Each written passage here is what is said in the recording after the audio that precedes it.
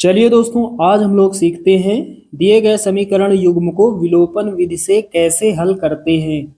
तो यहाँ पर लिखा है निम्न समीकरण युग्म को विलोपन विधि से हल कीजिए। तो चलिए दोस्तों, विलोपन विधि से समीकरण युग्म को हल करते हैं। तो हमें एक समीकरण दिया गया है 3x + 4y बराबर 10 और दूसरा समीकरण दिया गया है 2x - 2y बराबर 2। सबसे पहले इसे हम मान लेंगे समीकरण 1 और इस वाले को मान लेंगे समीकरण 2। दोस्तों, हमें विलोपन विधि में क्या करना होता है, किसी एक चर के गुणांक बराबर करना होता है। तो यहाँ पर दो चर हैं, एक चर है x और एक है y। या तो हम x के गुणांक बराबर कर लें या फिर y के गुणांक बराबर कर लें। किसी एक चर के हमें गुणांक बराबर करना होता है। तो यहाँ पर चलिए हम लोग x के गुणांक बराबर करते हैं। दोस्तों, यहाँ पर x का गुणांक कितना है, 3 है, और यहाँ पर x का गुणांक कितना है, 2 है। तो यहाँ पर हम किस संख्या से गुणा करें कि यहाँ पर x के गुणांक बराबर हो जाएं, दोनों समीकरणों में गुणांक x के एक जैसे हो जाएं। तो इस समीकरण में यदि हम 2 से गुणा कर दें तो 3 दूना 6 हो जाएगा, 6x हो जाएगा।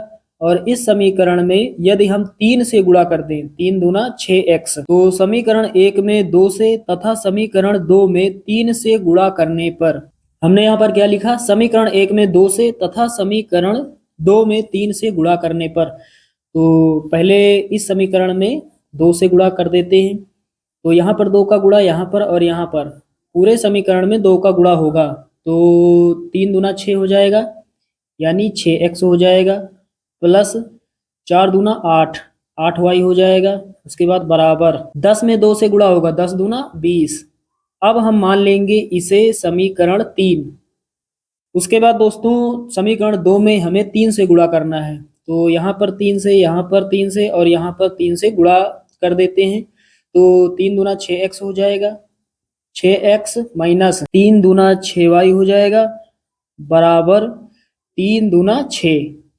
अब दोस्तों क्या करते हैं, इसे मान लेते हैं समीकरण 4। अब यहाँ पर देख पा रहे हैं समीकरण 3 और 4 में x के गुणांक एक जैसे हैं, बराबर हैं। तो यहाँ पर हम क्या करेंगे, जोड़ेंगे या फिर घटाएंगे। तो यहाँ थोड़ा समझ लेते हैं। दोस्तों 6x प्लस का है और यहाँ पर भी 6x प्लस का है, तो दोनों के आगे प्लस साइन है। तो जब एक समान चिन्ह होते हैं तो हम क्या करते हैं, घटाते हैं। यदि एक प्लस का होता, एक माइनस का होता, तो उस स्थिति में हम जोड़ते हैं। तो यहाँ पर हमें किसी एक समीकरण में किसी एक समीकरण को घटा लेना है, चाहे हम 4 में 3 को घटा लें या फिर 3 में 4 को घटा लें। तो यहाँ पर लिखेंगे अब समीकरण 3 - 4।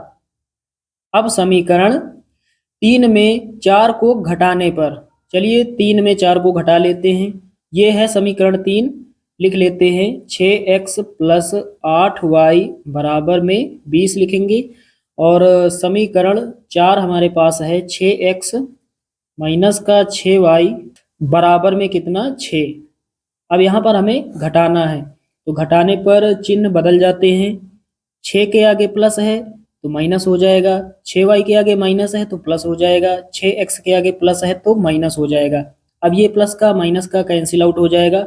उसके बाद यहाँ पर 8y प्लस का है और प्लस का 6y है।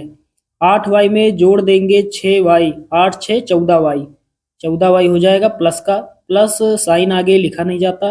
उसके बाद 20 में घटाएंगे 6, कितना बचेगा, 14 बचेगा। अब दोस्तों हल कर लेते हैं, 14 1 के 14 और 14 1 के 14, 14 से 14 कट जाएगा, इधर गुणा कर रहा है इधर भाग करेगा, तो यहीं से हमने डायरेक्ट काट दिया। तो y बराबर कितना हो जाएगा, 1 हो जाएगा।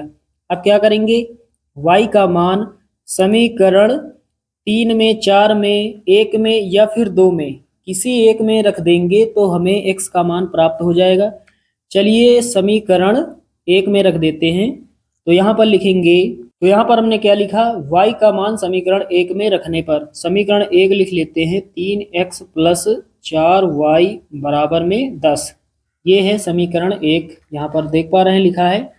अब यहाँ पर y के स्थान पर 1 रख देते हैं। तो पहले 3x लिखेंगे प्लस 4 लिखेंगे, 4 गुणा y का मान कितना 1 बराबर 10। आगे हल करते हैं 3x प्लस 4 1 4 बराबर में 10। ये प्लस का 4 है बराबर किस तरफ आएगा माइनस का हो जाएगा। 3x बराबर 10 माइनस 4, तो 10 में घटाएंगे 4 कितना बचेगा 6 बचेगा। 3x बराबर कितना 6, 3 1 के 3, 3 दूना 6, x बराबर कितना हो जाएगा x बराबर हो जाएगा 2। तो यहाँ पर हमने दोनों चरों के मान ज्ञात कर लिए हैं। यहाँ पर x का मान कितना होगा 2 होगा और y का मान 1 होगा। तो साथियों उम्मीद करता हूँ कि आप सभी लोग विलोपन विधि से दिए गए समीकरण युग्म को हल करने का तरीका जान गए होंगे। चलिए दोस्तों मिलते हैं अगले वीडियो में, तब तक के लिए जय हिंद।